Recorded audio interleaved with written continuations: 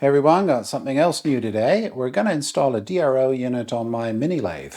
So this is the Optimum TU-2004V lathe that I've had for a couple of years now. And the DRO unit we're going to install is the matching Optimum DRO-5 with magnetic scales. Exactly what kind of DRO and what kind of scales you purchase for your mini lathe is a big decision. A lot of detail involved, and so I'm going to go over this unit and the scales and why I purchased these over the other types that are available. And then after that, we're going to have a look at all the bits and pieces that I've put together so that I can assemble it on the lathe. I didn't follow the manufacturer's guide, and I didn't use any of the supplied parts. I've come up with my own system for this. So the first question is, why did I buy this one, the DRO-5? I mean, it is the matched one. It's made for this lathe, and it's made for this mill, in fact, but I would not buy this for the mill. It's too simplistic for the mill. All it does is measure on 3 axes distance, nothing else. You don't get bolt holes, you don't get radiuses, nothing. It's just basically a ruler, a digital ruler. As part of that, they sell these little magnetic scales. And when you buy an Optimum, it has channels cut out in certain areas on the mill and on the lathe to hold these. You basically just tape them into the little channel that's already cut out. Now, I already knew that those channels weren't good enough for what I wanted, but the basic concept was fine. They don't have a separate housing that you have to deal with. They don't have to be longer. The heads are very, very small. This is the reed head. It's just a small little thing like that. And so the whole thing can be very, very compact.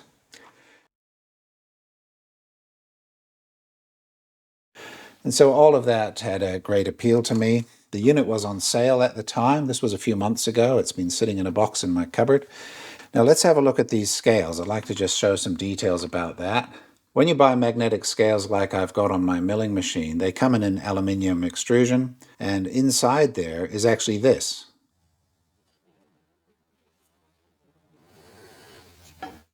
And this is a magnetic tape attached to some double-sided sticky, attached to a piece of steel, attached again to some double-sided sticky here. And you put that in your cutout on your lathe or your mill where it belongs, and then you take this piece of steel, which also has double-sided sticky on it, and you stick that on top.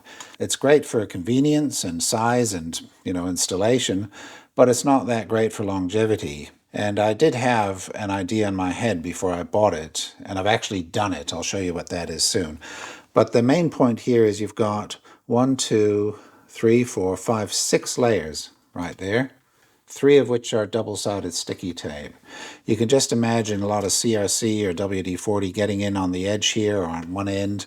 It will lift over time. It's just not going to be that good. So I'll show you what I did about that afterwards. Now, another thing you get when you purchase the TU-2004V lathe and some of the other Optimum lathes and mills is you get some brackets, and mine came with these. I thought I would be using them, but of course as soon as I got all the bits and pieces, there was no way. Just as an example here, here's the saddle, and this is meant to be installed there, and then mount a head on it like that. You lose the entire space for your tailstock that moves into that area. So I wasn't that crazy about that. Up here, the tape is meant to just glue onto the side of the cross slide here. Again, not that great. I wanted that covered, and so I've come up with a different system for handling that.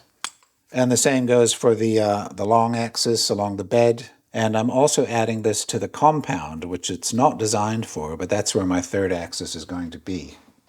So let's just have a look at some of the bits that I've either made or adjusted or modified. Part of the job was recalibrating everything on the lathe. I always had a tiny knock from one corner to another here, like that. That'll all be in the video later, but I was able to get rid of that. As part of doing this, I also popped out the oilers. We're going to put some new ones in. May as well do that now.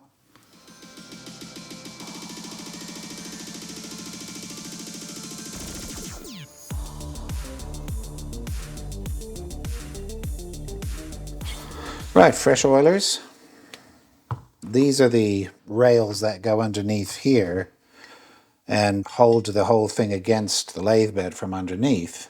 Now, I've spent a lot of time stoning these carefully back and forth to get it just right, and also the underside of the lathe bed in certain areas to even it out and level it out. This is a part of a bracket for one of the reed heads, as is this piece here. I'll show you how that works when I put it on the lathe.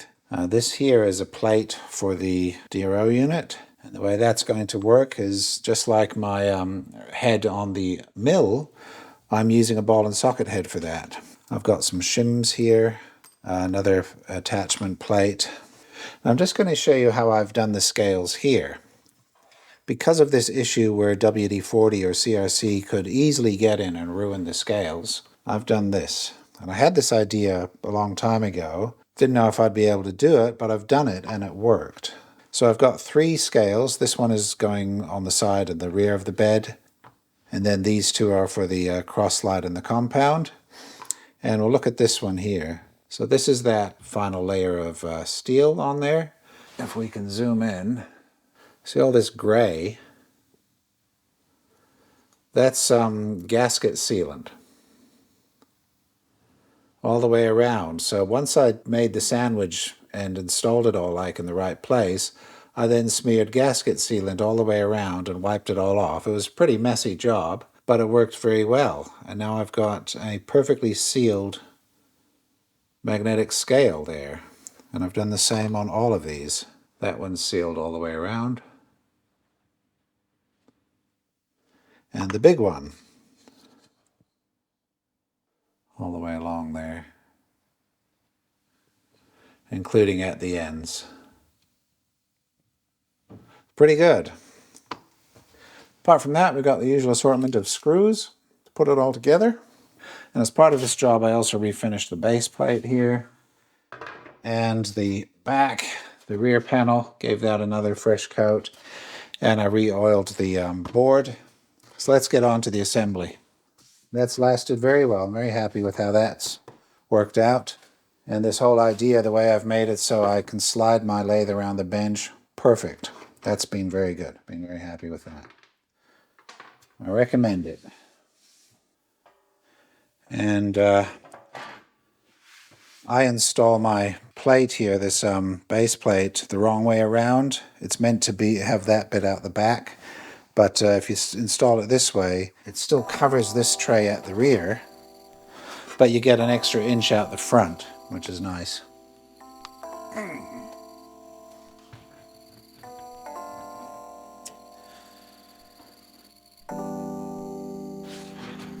Let's spin it around first. So I'll just point out some changes I've made here. I stripped this and repainted it because this was always coming off. There's rust and crap everywhere there, so that's looking nice. Here I've given this a coat of black. It was all white and chipped. Now let's get this oiled up.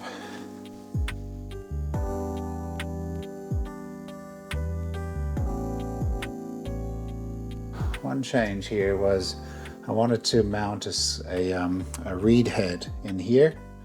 So I drilled those holes, and to make it fit precisely, I milled this out square. Let's get into that one. That's good. About this one. Yeah. Yes, looking good. Yes. Now in the video, you'll see how I did this. Took quite a long time. There's a couple of viewers who have purchased this as well who had significant problems with theirs and did a lot of lapping. Mine was pretty good. I just had a tiny knock, and so I'd always intended to get rid of that, and I did that as part of this. It's a combination of using a stone on the 4 corners of those blocks, because they're cut out in the middle and it's really the corners that touch. But you got to find the spot along the length where the most knock is. So on my one here, the most knock was down here on this end. And so I got it adjusted so that on this end it was firm. And then as I ran down here, it stopped. It wouldn't move at all. So I had to use a stone on the underneath part here until that loosened up. And then it was the same all the way along. And now I get no movement anywhere along it. That's bloody great, actually. That's fantastic. Feels perfect. So next I'm going to mount this scale here. I want to do that while this is still loose so that I can run a dial back and forth and just make sure it's accurate. Okay, so up here is the channel that you're supposed to mount the magnetic tape in. And it's full of paint. You really couldn't mount it straight onto the paint. You'd have to scrape it out. Now, I wasn't going to be using that, but I was going to use that channel as my flat surface. None of the rest of this is flat. And so what I've done was I did scrape the paint away for 10 or 15 mil either side of the hole that I drilled. I put a 4 mil hole in there, and I scraped the paint away, and I did the same down here. So I've got just 2 fastenings, and I made a little shim for each one. That surface serves as my reference, and the shim carries that out to here. And if we get into there, so there's not much room, I should point out. See how much room there is? Not a lot.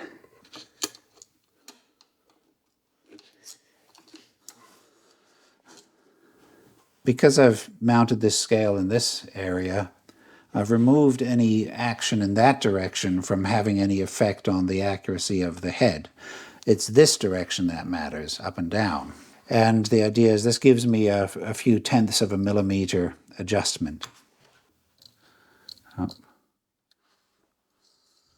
Oh, there we go. There we go. Let's just tighten it in back there.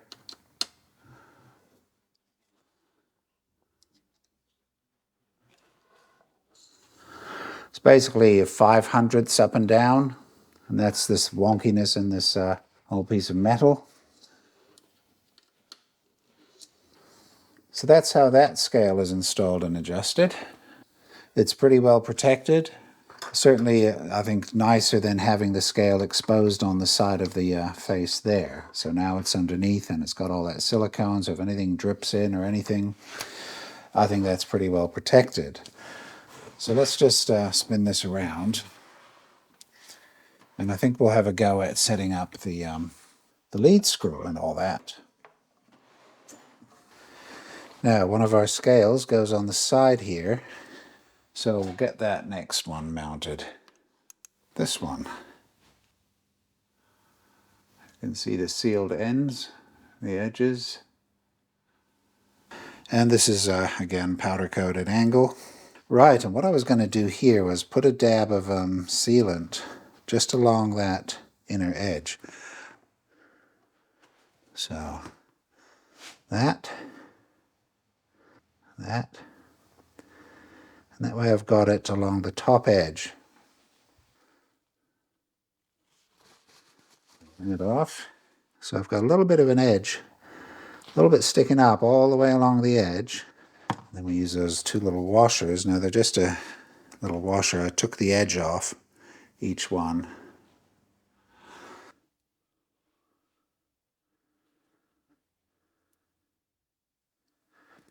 Like that. Okay, that's going to work.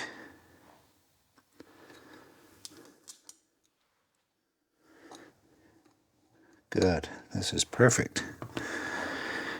This whole thing better work in the end. So, before I tighten that, let's try and put a dial of sorts on it.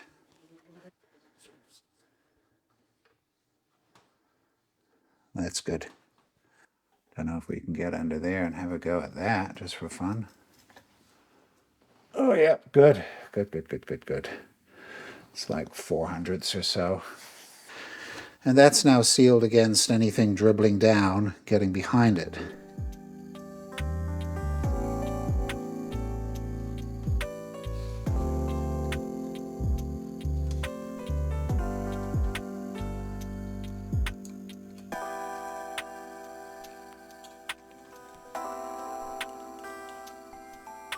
Pretty tight.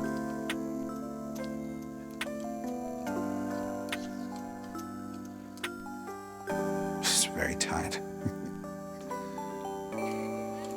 But basically I just make that stepped bit down to the end of the nut and cut it off a little bit above it.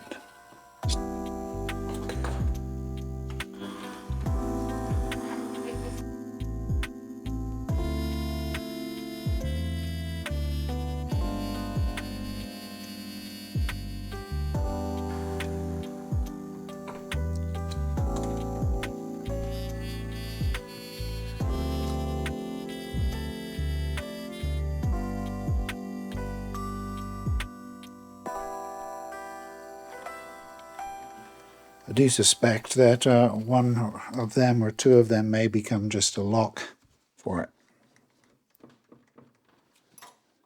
Well, nothing's moving, that's for sure. So I've got 3 to mount. One there, one back here. Let's start with the one down the bottom. There's an addendum sort of sheet in the booklet that says that the distance to the steel should be 0.7, not 0.2 as it says in the manual. My other magnetic scales all had to go a lot closer than it said. Plonk, plonk. These are my adjustment slots in there because I can access them from outside here. I can't access those, and they're really crappy anyway, they're too short. The way I've made this is with this channel back there, that gap, so that anything falling off onto the from the lathe onto here and off there won't sit on top of this bracket and then roll onto the head. There's plenty of room for it to just fall through. Okay, there, yep, I'm in. Up against it, and then tighten, tighten. Now this next one is not going to have a wiper, because this had to fit very tightly into this space. And this one is going to use those little holes there to adjust it. And for that I've made a little cover plate. So get that in there and off a bit. There's another little piece.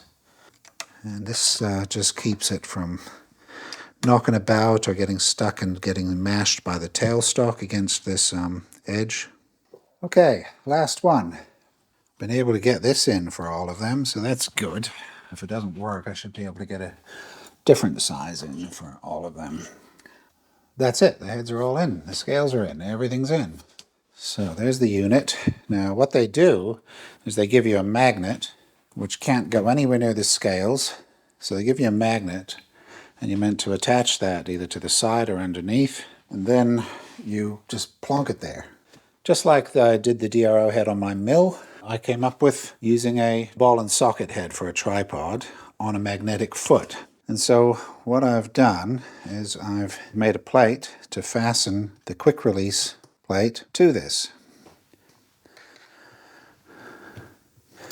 And in there I've got a 1/4 inch hole for the tripod screw. And then I've got another hole in there, a 5mm thread, for another screw, which locks it in place. So no twisting or anything is going to undo it. And I wanted it in this direction so that I can access the screw here without it being underneath the edge. So there it is. I can undo that, point it to me, lock it. Couldn't be better. Really solid. I can put it there. When I put the side cover on it, I can put it on the side cover. But also, and I made it so that it basically goes forward flush with the magnet. The idea there is if I have it on the back there, I can mount it like that. Again, and then that's out of the way and so on. But if I'm shoving the whole thing against the wall, I don't want that out the back. I'll just take it off and put it up here somewhere, wherever. I bet you've not seen a DRO-5 setup better than this. Probably haven't seen a DRO-5 setup at all. Let's put some cables in. So which is the X? Z plus Z0. When Z axis is moved, Z scale fitted on compound slide travel, the movement is added to middle display. Z0 is fiddled on saddle, blah, blah. So Z0 is the big one, like so. And then that one goes there. It's a moment of truth. Now, I'll either go to bed happy or very disappointed. Here we go. So the big one. This should be the middle. Huh? Unbelievable. That one works. Fuck me. This one should be the top one. It's working. It's working. And now this one, there it goes. See, this is my fine one, the one I always do the fine work with, because you can't do it with this one down here. It works. Unbelievable. It works. I love the head here. This is a fantastic system. I'll undo that first.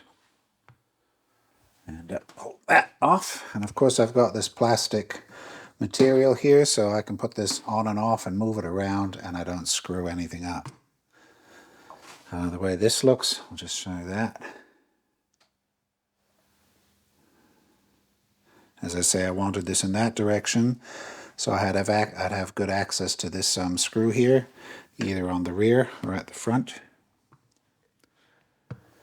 Everything is thought out. Every single choice has been considered consciously. Now, I'd modified this previously, this cover, so that I could remove it easily, because it's normally pinned on, but I drove those out and then tapped the holes, and I've put screws in here, which is much nicer. And here, what I've done is got plastic all over here, a big piece going all the way across there, mainly because I keep stuffing up this area here with all my wrenches and everything.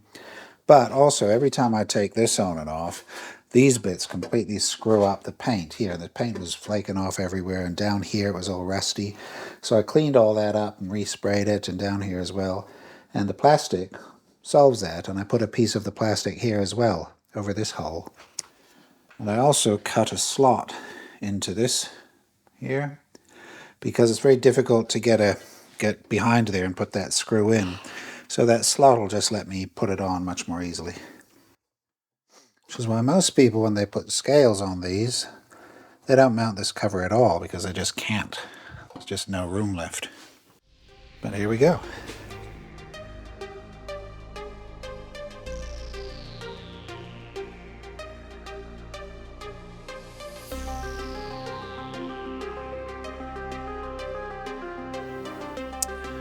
Okay, so that's fairly lubed up. 0.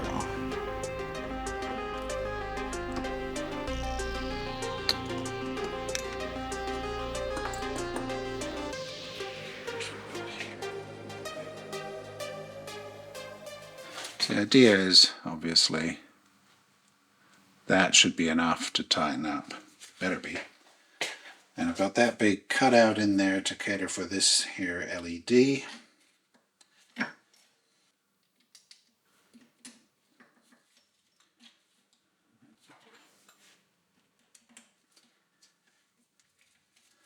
one in there. So let me go through here, clamping down on those. There's plenty of room for this gear rack to come out. It says 150, and it says 147.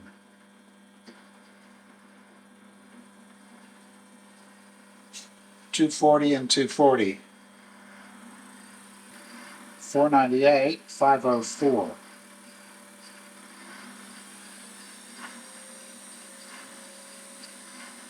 $864, $863.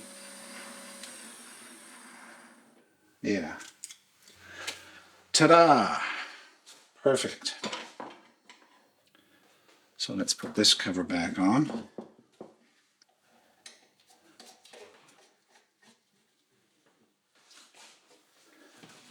Let's see.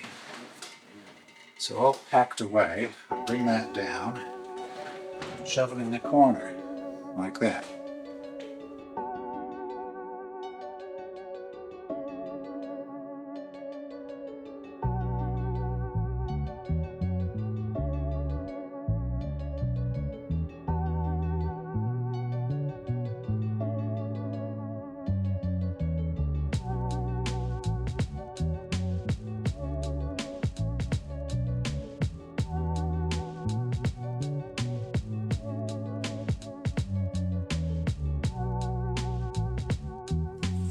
Okay, there we go. Just going to finish this video off now.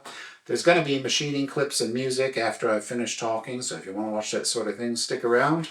In the meantime, if you like anything you saw, please give me a like, subscribe, comment, share the video, all that good stuff. It really helps. Thank you very much. And before I go, I'm going to pull this out and just show you how it sits within my rearranged workbench. And I'll have a look at the cabling. Maybe that gives someone some ideas for their own workshop. Who knows? Previously, the lathe lived here, and I push it into that corner. And of course, it was always in the way of the mill when I was using that. And so I rearranged all of this board here behind, gave it some space over here, and now it pushes into there. I have to drill a new hole for my wiring, move my plug box over here. If I want to use the lathe, obviously I just grab it. And because I've mounted it on the board, like this, I can just pull it out. And there we go. I switch it on here, I go 1, 2, 3. That's the lathe, the DRO, and this light. I've had this light on here for quite a while now. I really like that. 1, 2, 3. Gives me 3 levels of brightness, although it's always on the brightest, of course. So this is what I've done. This board, as I said, I made it back when I got the lathe. I did the same thing for my mill. And it's got this upstand here on the back. What I did here was I put some little picture hooks into the top of this piece because I wanted to be able to route all this cabling and keep it tidy. And the DRO cabling, as you see, just comes in and out like that. I haven't tied it. It doesn't touch the back panel, and it doesn't touch the base there either. It's just hanging in midair as it goes back and forth. As far as the workbench is concerned, I've moved things like my files over here. They used to be over there. I can access them nice and easy like that. I've shoved all my screwdrivers up there, which I can access as well. Pliers. And now I've finally got my lube up here, which was always over there, so that's good to have. And of course, all my wrenches. I cut out some superfluous sets, and I've just got the ones that I really use here, so that's really good. Yeah, that's basically it. When I'm finished working, I can switch that off, and that off. And we'll come over here, and we'll push the whole thing away. Like so. And now I've got this space to do stuff, and I can work on the mill really easily. So that's fantastic. Really good. Okay, that's everything I wanted to show off in this video. If you want to see the machining clips and listen to some music, stick around. That's coming up next. And otherwise, we'll see you in the next video. Bye-bye.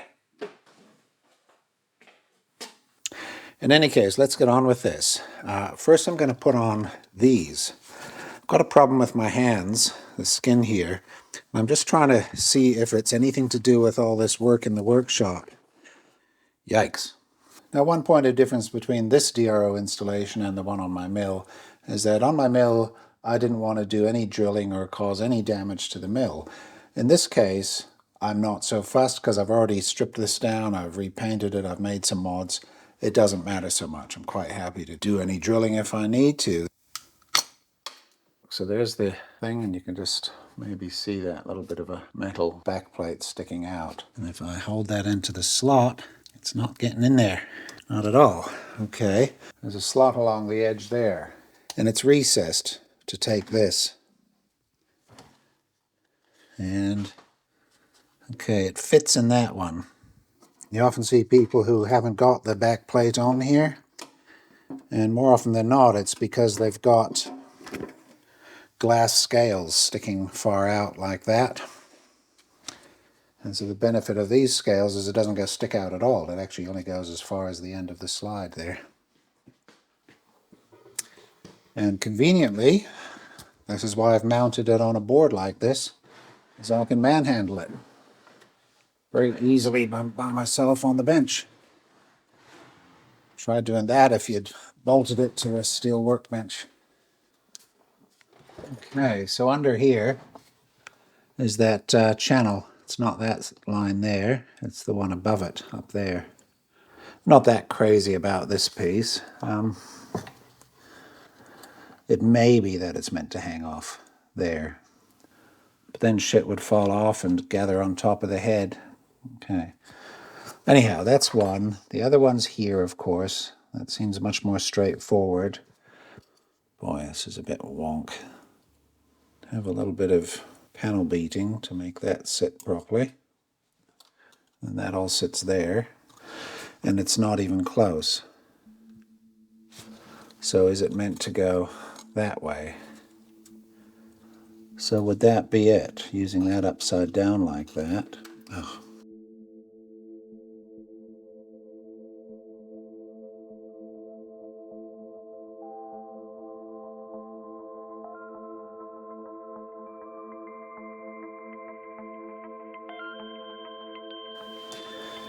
There we go, my spotless lead screw. Just because of all that protection that I've had from that thing that no one's ever commented on, but that was my idea, to do it like that. It's been good. And I haven't needed to remove it once. See, of course I thought, well, gosh, what if I have to keep removing it to be able to move the slide all the way up here? But I never have. Now, I want to deal with this issue. So in unlocked position,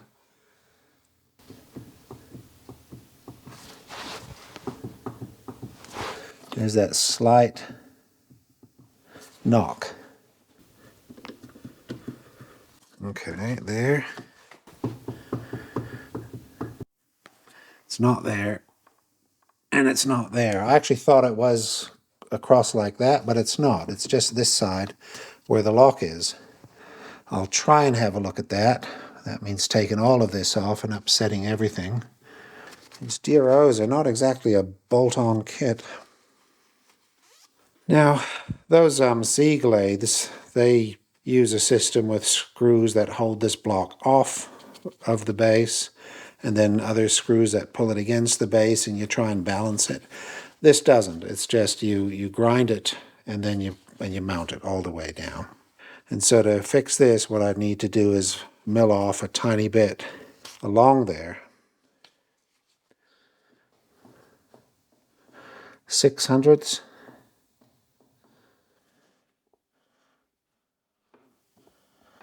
Two and a half. 2/100ths there. 2/100ths. 5. So really we're more like 2 and 5. Oh, 1/100th. I'd say 1 is basically the goal, isn't it? 1/100th. Okay, that's quite a bit down there. 4. 4 to 5, 5. Okay, 4 to 5 in the back corner there. But where is the fault? Is it here or is it in this bit? Well, in this bit, see, look, it's actually scraped along there. So it only touches at the ends. So I'm going to be taking off 5. That's the biggest amount right there. 2 there. 5 and 2.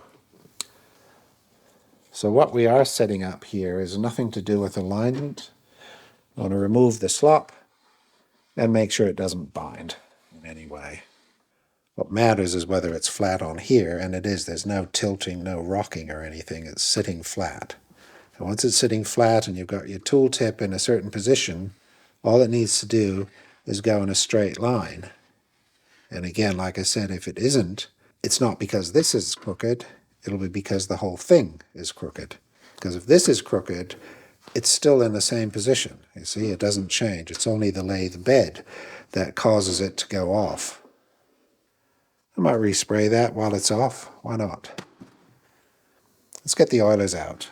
We'll do that. There we go. And the idea is we're going to be taking it off here to there. 1, 4. I'm just thinking, the way the factory would be doing it is milling this square, but then making the adjustments on those two end pieces Whereas what I'm doing now is I'm leaving those two end pieces as they are, and I'm making the adjustment here on this hole length. Not quite right, but it doesn't really matter. What I need to do regardless is this back end has to be taken in. The only question is, do I go in by an even amount all the way across, or do I try and catch that little bit that it's out by? So if we take nothing at this end and 4 at that end, then we're going to want it to come up 4/100ths. So now I'm getting good front to rear. In fact, that's the idea, just run it across the end.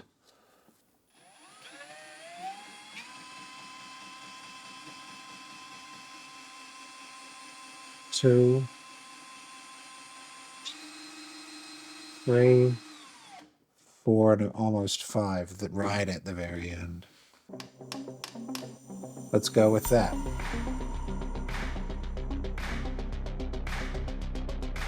Oh, that was pretty clean cut.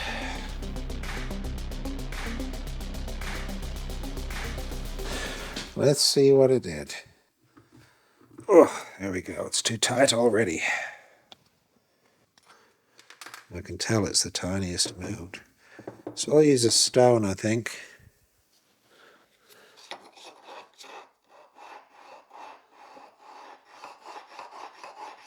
What am I hitting? It's already made a fair bit of a difference, but not quite enough. Just going to put weight on this side.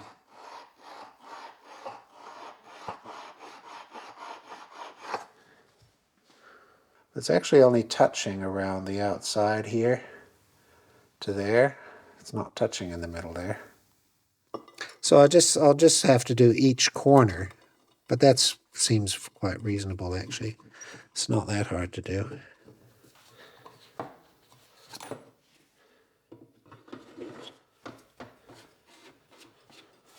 Oh, almost. Not 100% certain where it's stuck, but it's at the end somewhere. So let's get in there.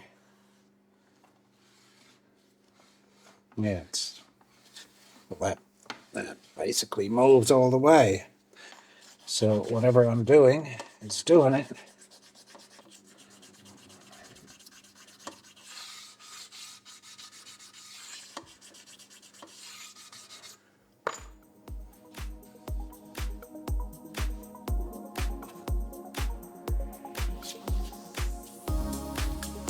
Good. I'd say that's worked out very well. Nice. Now to do the same on this side.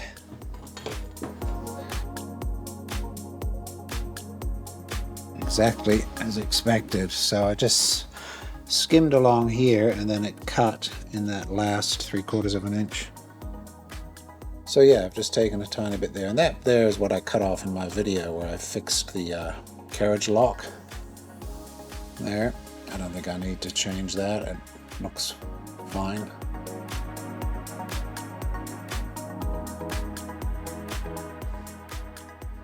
Well, there's no movement anywhere here.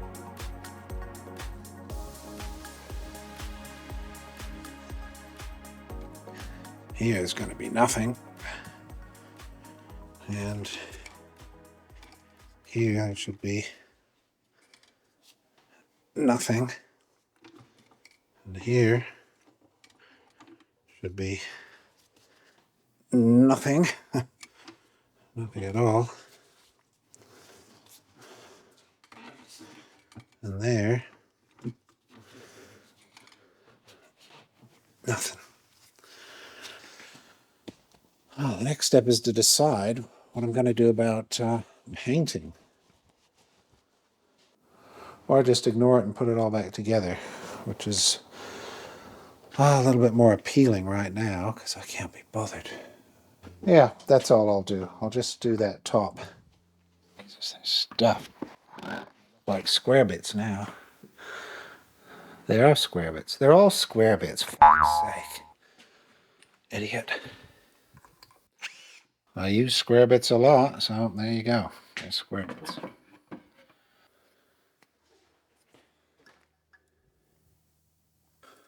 It's doable. I can clean that up, and this type of stuff works well to get sticky off. And then at the end, get back to our wax and grease. Over.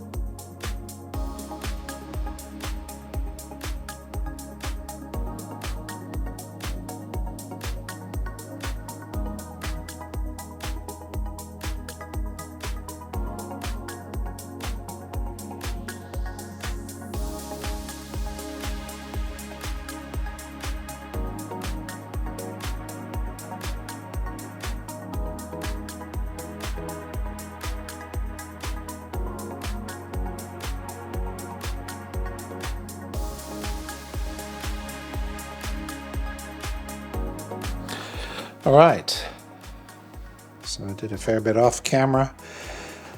A lot of paint on there. That went pretty well. I got paint everywhere else, just everywhere. Looks pretty good. It's new there and original there. It's not really that visible.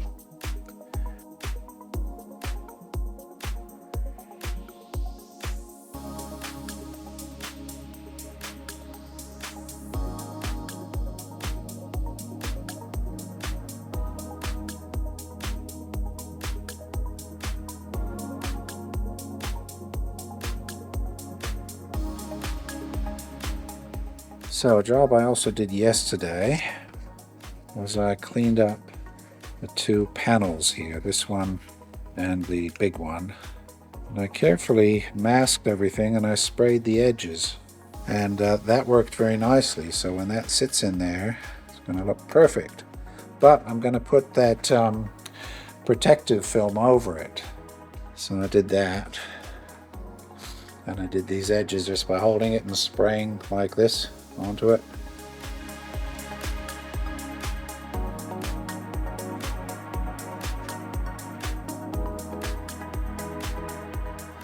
These two panels are screen printed on the front, so I'm trying to protect it.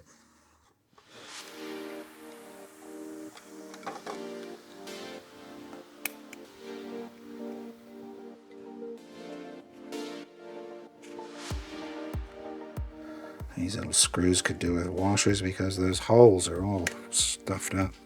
It's such thin aluminium.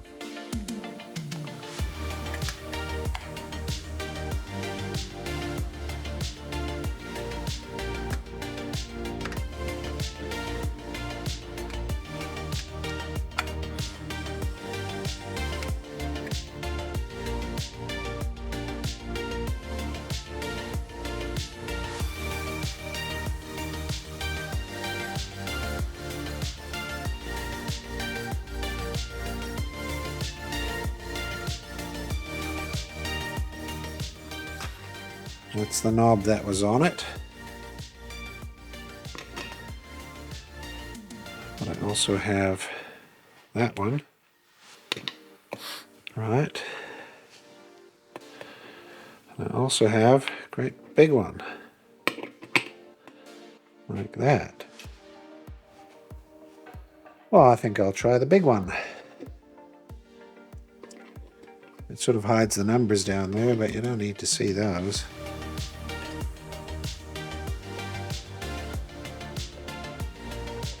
Okay. Nice. So now, I just want to finish off these holes.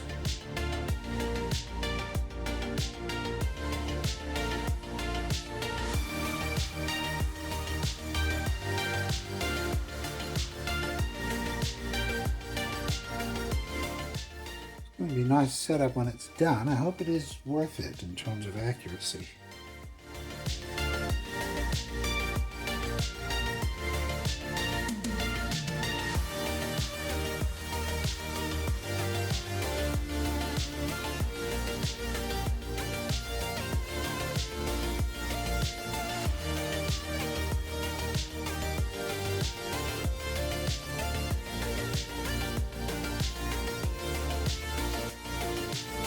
So when I left this a week and a half ago, I'd spent a lot of time cleaning this up and making this work and slide nicely without any knocking anywhere on its range. It's a bit of a job to do that. I know a couple of other guys who have bought these through my channel, and they've had problems with this not sitting tight and have had to lap it in and so on. I didn't have that much trouble. I was really trying to take out every last hundredth of a millimeter so that I wouldn't hear any knocking on any corner at any point along this range here. Most importantly there, but also here. And you sort of have to set it up so it doesn't knock at the part where it's loosest. And once you got that, then you move it along to where it's tight, and you don't fix it there, you actually fix it here underneath, so that you get the same thickness of this piece all the way along. And that worked out fine. Just using stones, that sort of thing.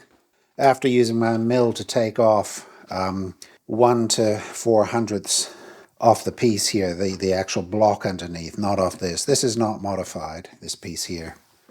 Right, and I also reinstalled all this. I put this plastic stuff on these panels there and there.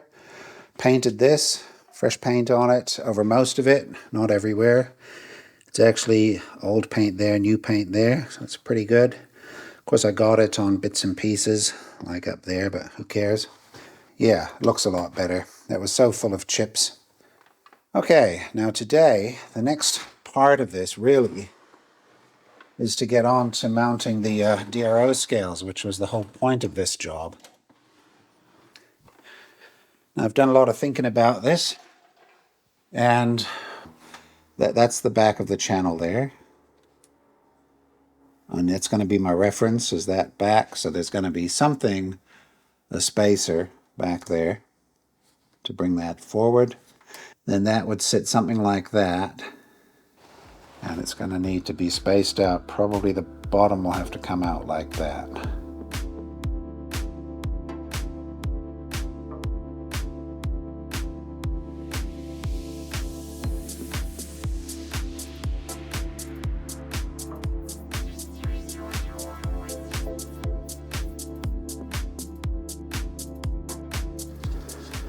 We've got all kinds of angles and cutouts on that now. So it goes in there, and then this moves into place. Now the next is to get some screw holes into this. And as I said before, one at each end is all it needs. I don't need any in the middle because that just risks bending it. Anywhere along that line.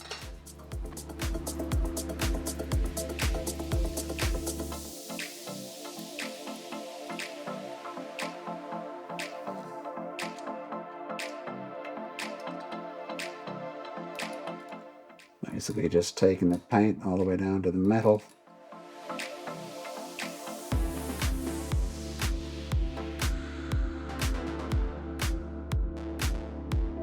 There, so if that's there on that interface, then now, see, I'm finally square there.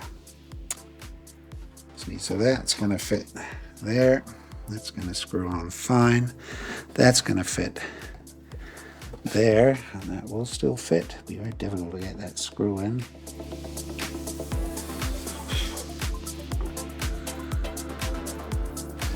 Now, square, square, square.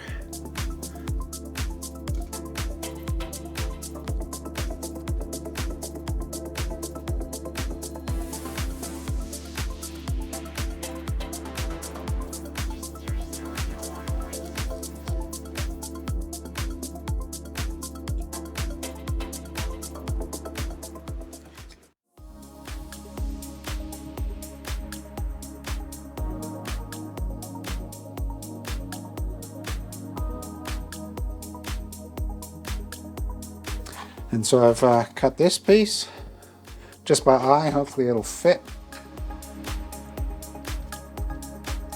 Cut it. Yeah, basically like that. That should do.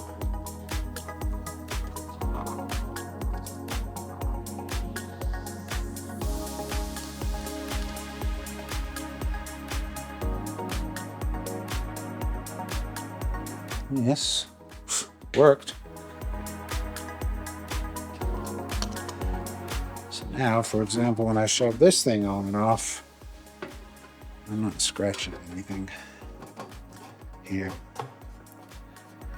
Yeah, good.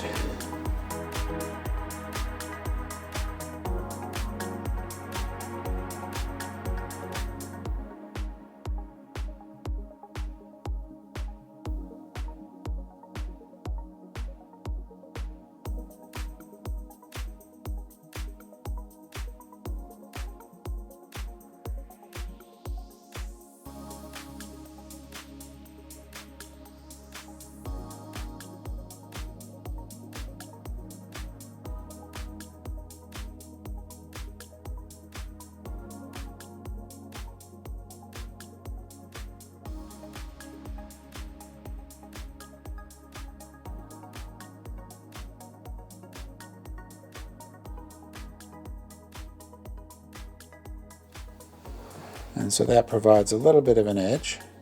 Anything coming off the edge of the that angle hits there and slightly less likely to blow over into that.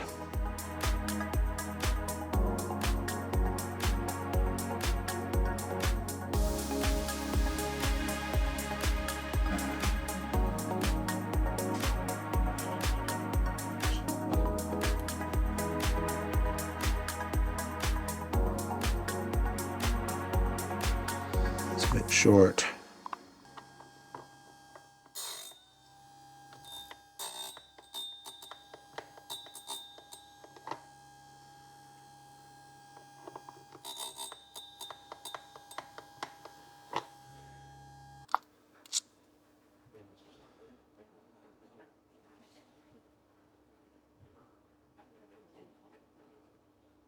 Fine.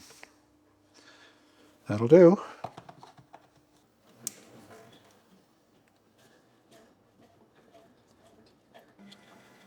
Perfect.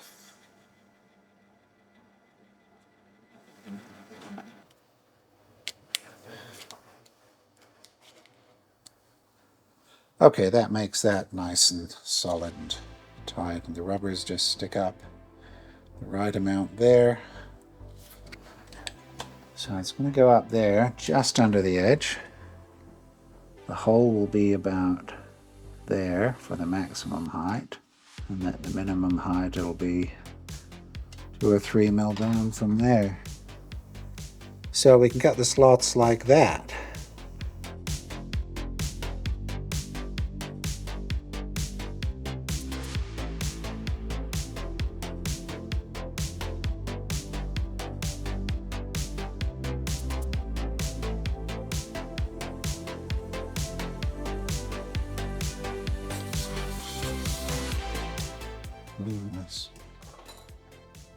That's what we're looking at. And if I'm blowing or whatever and it falls back here, the idea is that it doesn't go and get on top of the head. I'm thinking I'll cut a channel in that piece so stuff just falls straight down.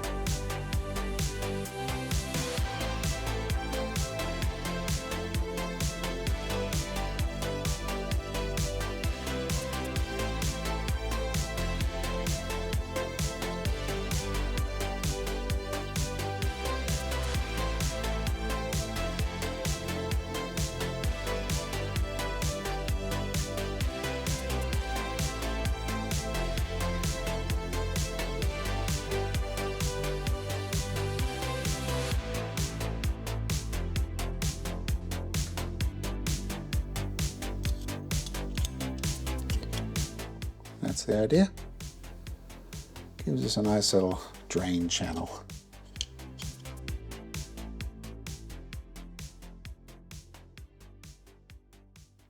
Feels good.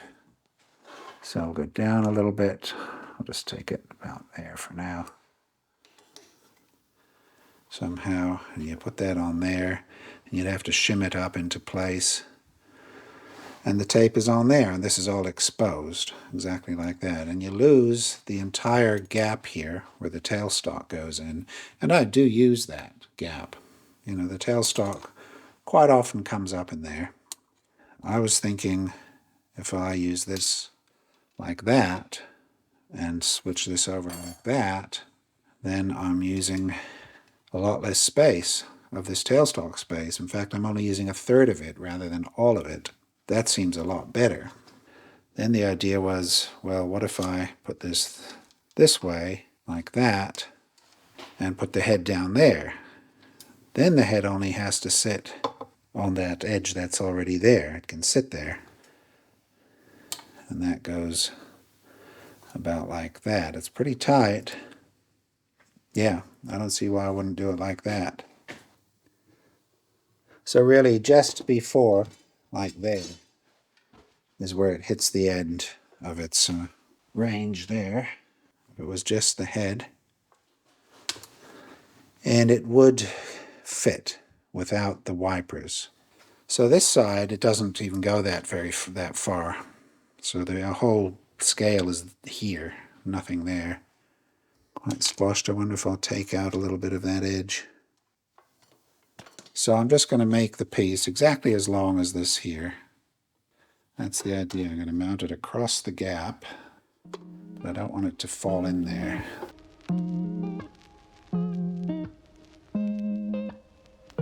So we're being stoned, so let's do that.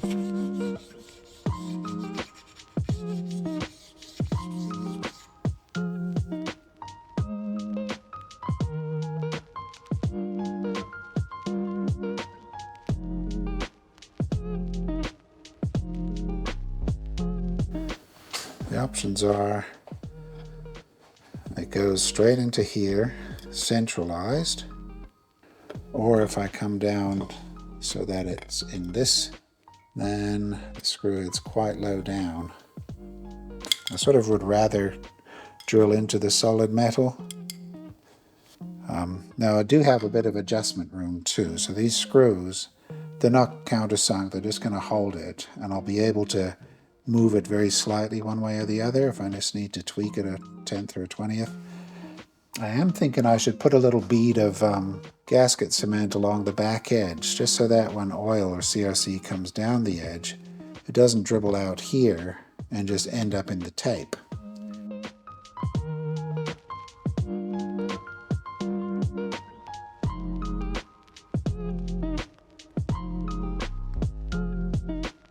So the screws are going to be M3. The tap size, that says 2.64.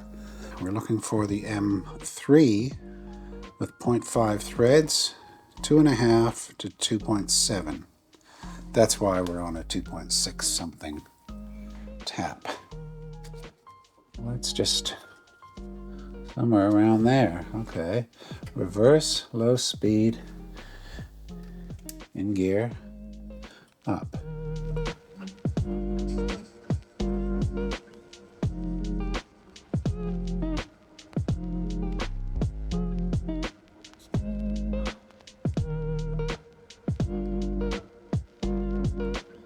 Not even any material.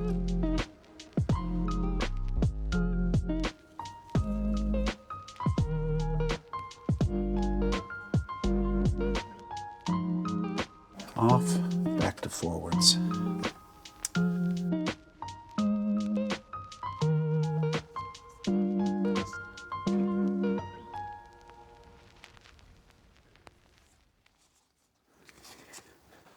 All right, moving right along, we're going to mill that out.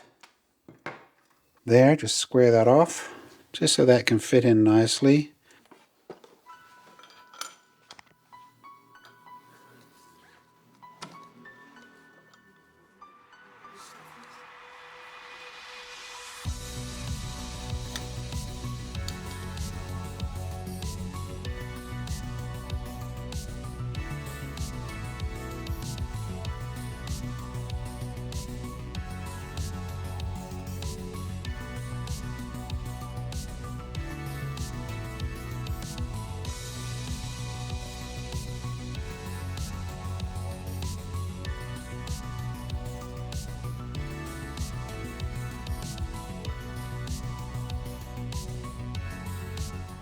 Now this is going through the piece and then just in like that. So it really only has to go in about 16 or 17.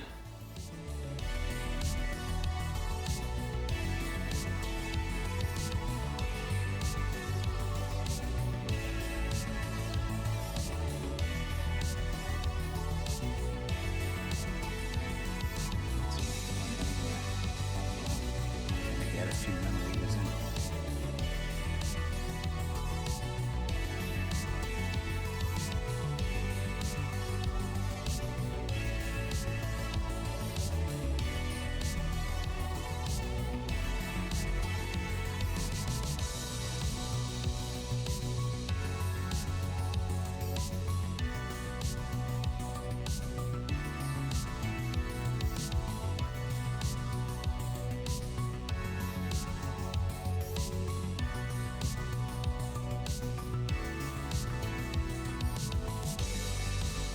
So the idea there is just the same height.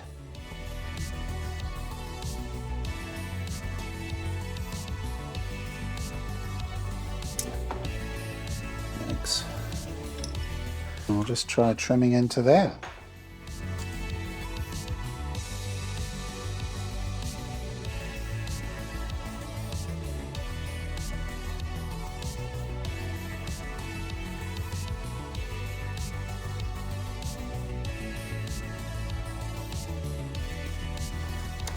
So I've just done slots. I didn't bring the slots all the way out, and the assumption is that I've gone far enough that that's the range I'm going to want to adjust.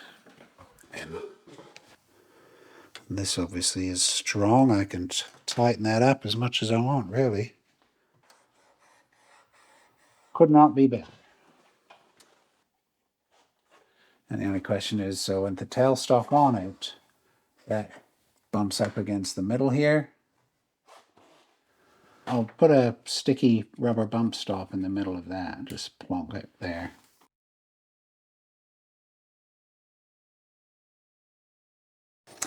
And so far the whole setup is basically invisible from the front. The only thing you'd see is that little wire coming over the top. And so what we're going to do here is basically the same thing as that and that. Same thing I've done all the way through. Now that's all the way in. So the maximum is somewhere out here if I put extra screws in. So we're only looking at 60, 65, 60 millimeters of movement. It's just not a lot. But let's see where this would need to go. So it could go anywhere between there and there, anywhere. What about this thing here? Because I probably will use this piece. I don't want that sticking out past the end, so really I'm going to be drilling there. So while I'm having to think about that, I will take a rag and we'll have a look at this little bit of rustiness.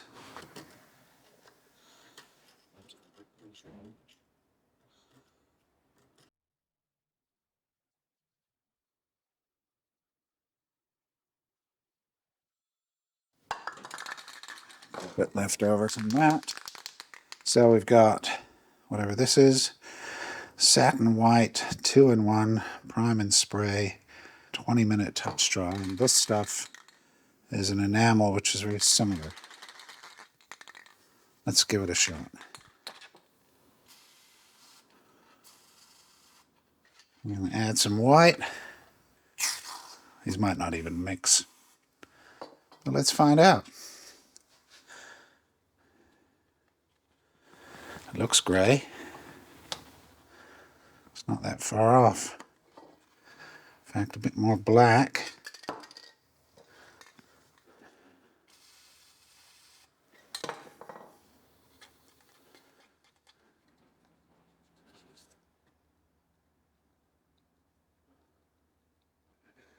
Very nice, very nice. The painted bit is just there. Good. Now, I will make a couple of shims here to fit in there. and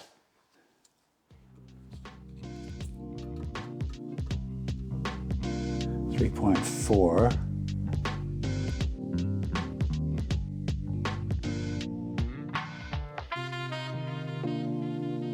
Yep, 276.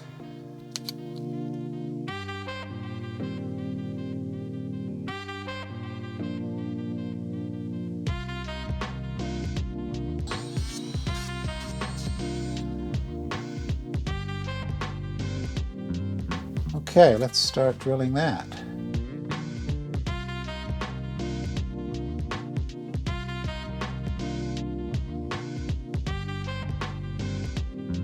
Okay, that's the 2 tapping holes.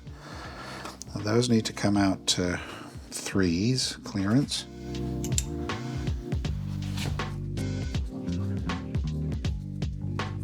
Okay.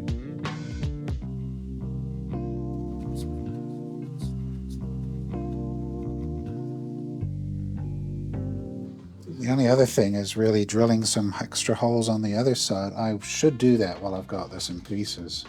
Doesn't make any sense not to. Should I just drill all the way across, put little holes in everywhere? I could do.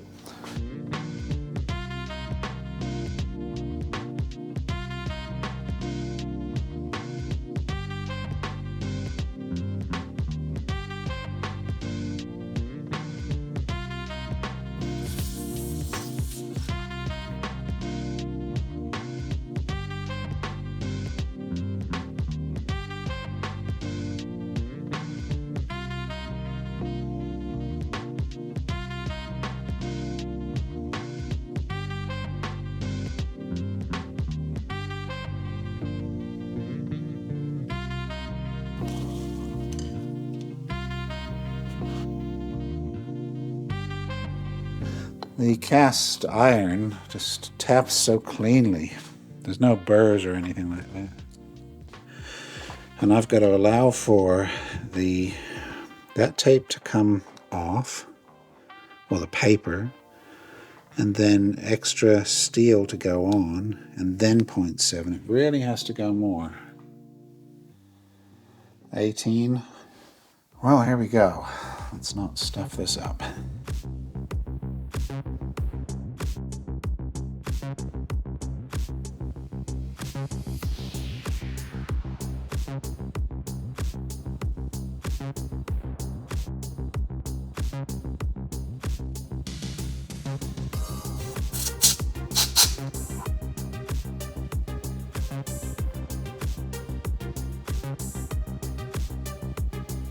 All easily accessible for adjustment. So we'll say that was approximately like that. Okay. That's it. Basically from there to a maximum of there. And let's drill a hole in here. I reckon there.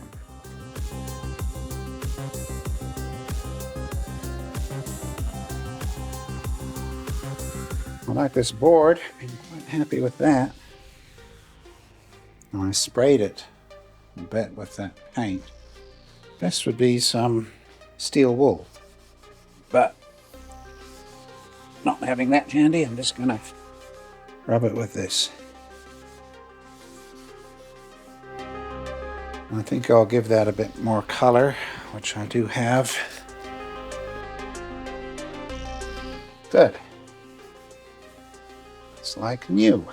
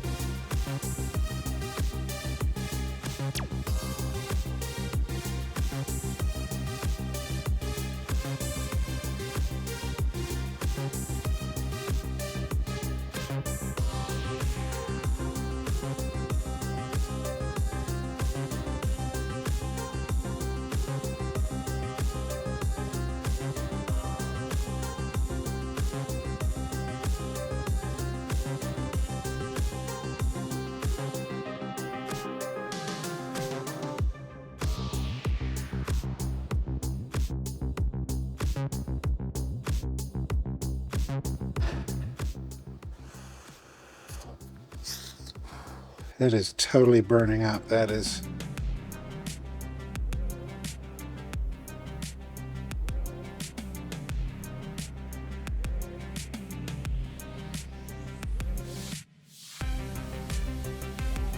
So what I'm going to do is put some of this sticky over the top here, and I'd like to go all the way over underneath those switches while I'm at it. That way I don't get an edge there that'll come up or anything over time. And while this is off, I can sort that out.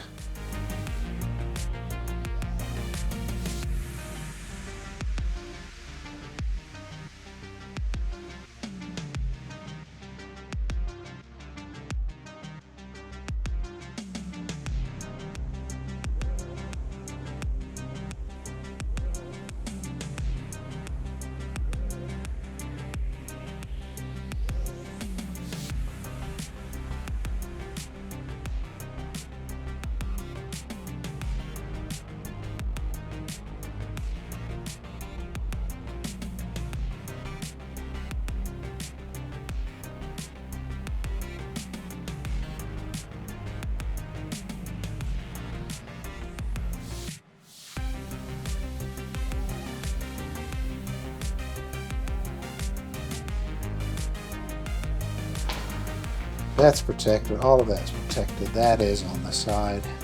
Yep, I can shove my keys there and my stands and everything. Very nice. So here, this whole sheet is stuck on quite crooked. So one question is, do I try and remove it? Probably not.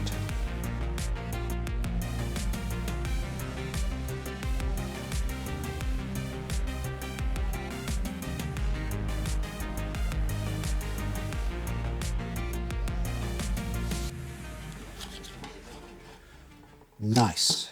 Okay, well that's good now. That's all. They give you different options for mounting this right here. Image 5.1 not recommended unless it's in a safe and protected place without environmental influences. In a less protected mounting places, the strip may peel. In such cases, use the other method. So here they've bent the cover strip over the end and put a screw in it. Here they've put a screw in it on the flat. Here it's in a slot. Well, I have a different plan. My plan is to use sealant to seal the edges of this stack of strips to make the edges impervious to any ingress of liquids.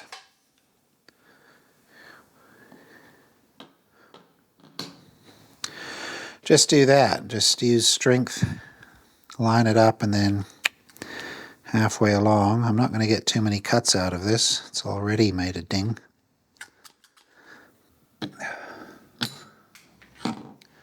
But yeah, it's close enough. I got the metal square on that side.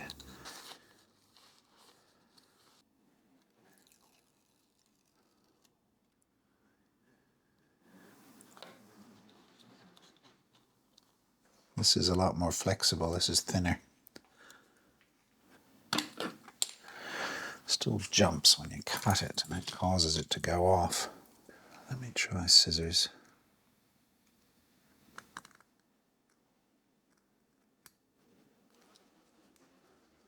Okay, yeah, I'm slightly in from the end. Okay, now one more wipe with this. Okay.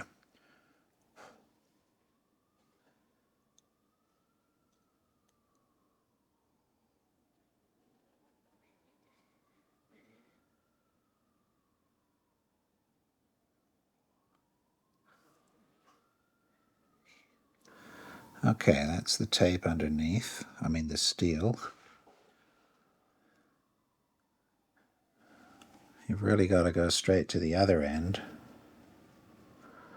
and line it up here.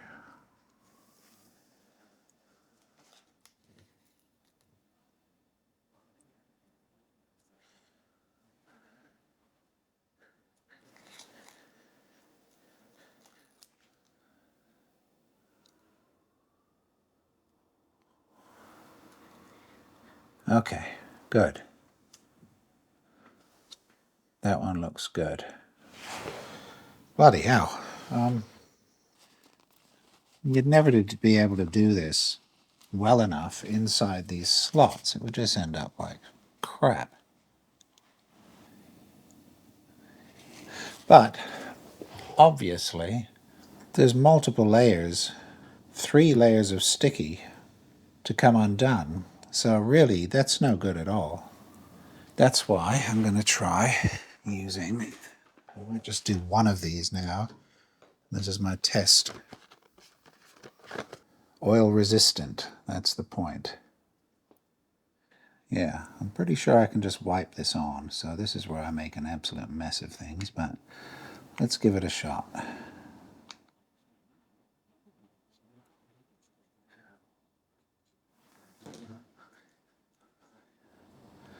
So the idea is you go up there, get it into the exposed area there, that there, and there. There we go. Nice. And then it's in. And then I sit here and just start wiping. Wipe that. Well, that's basically exactly how I had it in my head, that it would just wipe off and leave me with a clean bead of stuff in there. And that's sealed for good. Nice.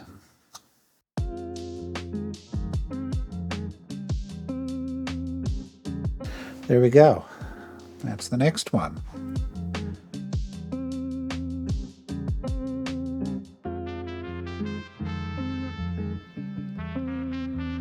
Just doing it by eye.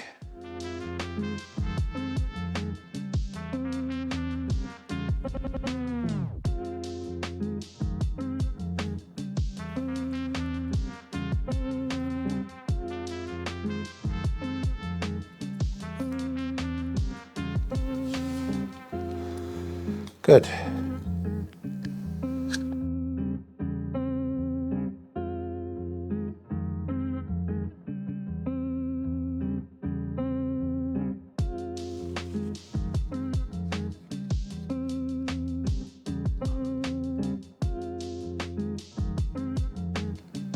Yeah, well, it's never coming off from oil.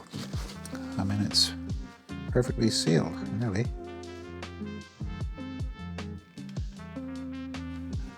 Look like little space invaders.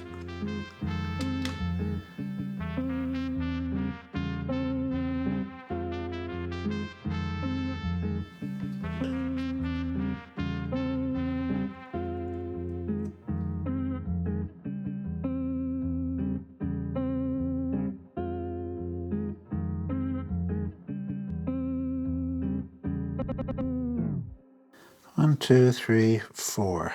Oh well. Right, here we are, yet another day. Done lots of detail work on this. So last thing I did was I put more plastic sheet over all of this area. That's all nice and tidy, really good. I finished this thing, love that. Magnetic, fits in there. I can put my tools on it. Nothing gets wrecked up, none of the edges, so that's really good. And I can take it off if I really have to put a, a magnetic foot there. I can still do that. So the consideration now is the screen. This is the actual display unit. This is the DRO-5.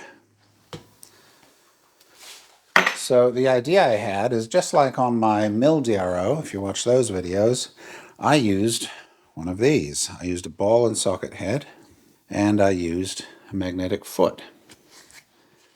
And with that, I can go plunk. And then I can set this to wherever I want.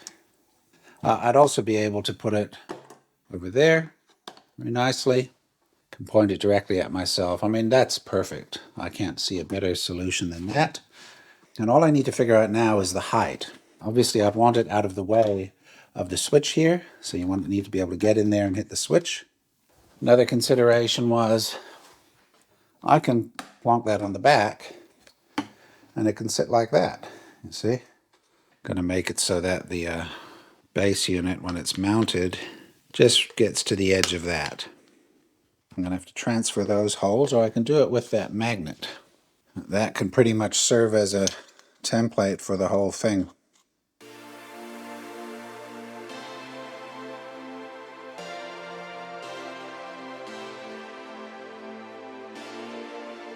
Okay.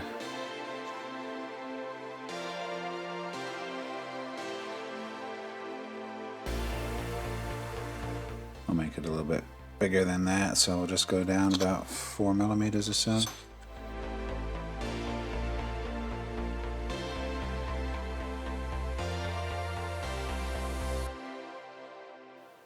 One quarter, 20 threads, drill size 7, 75% thread. Oh, there we go. That's it.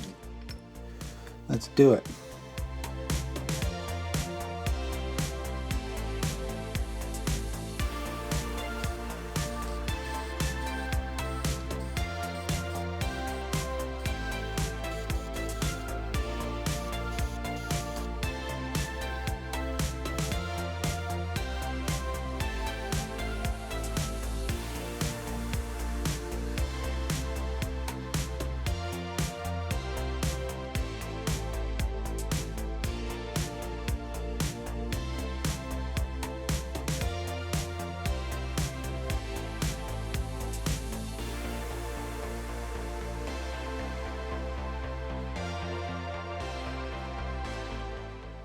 I'm pointing at the center of this spindle here.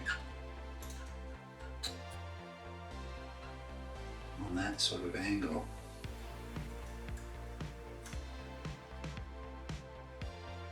Got a mark on there. Basically 7.75, so an 8. And then I'm going to just past the thread where the thread goes in there. Just at that angle of the line. Bring it to where it's as close as possible.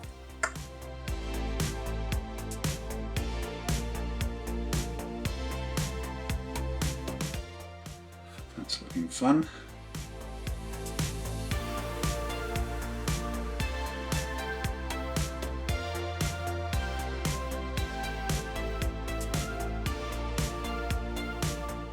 It's not super tidy, but it's going to do the job.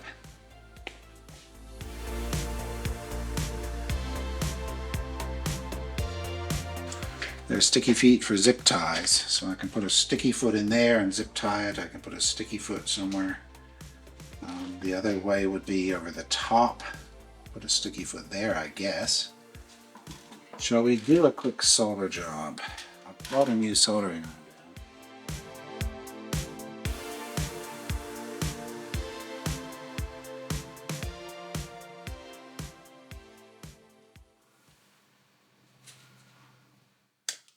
There we go. How great is that? That saves farting around with a knife blade.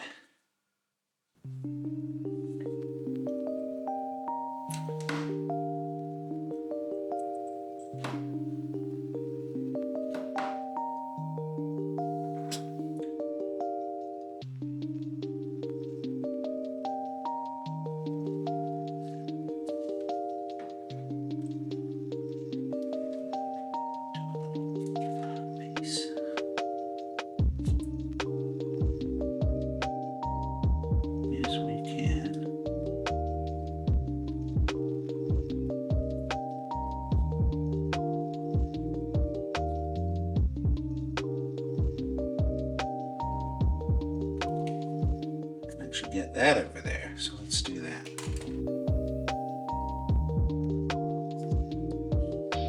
Or both. There. Okay, that's plenty.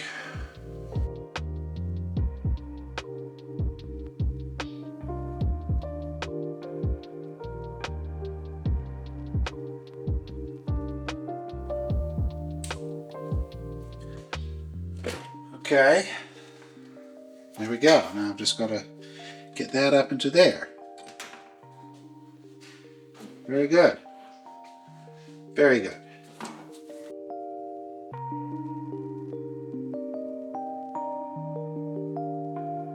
So it's X, Y, Z, or really it's X, Z, 0, Z. Then we'll call that one Z. So far I'm very happy with it. So let's put these things in here. They want you to put these in once you've decided where you're going to mount your unit, which I've of course done underneath. They then want you to put these things in the hulls, presumably to keep liquids or anything out of them. May as well do that. Just give them a bit of a spin. And then put some in. There we go.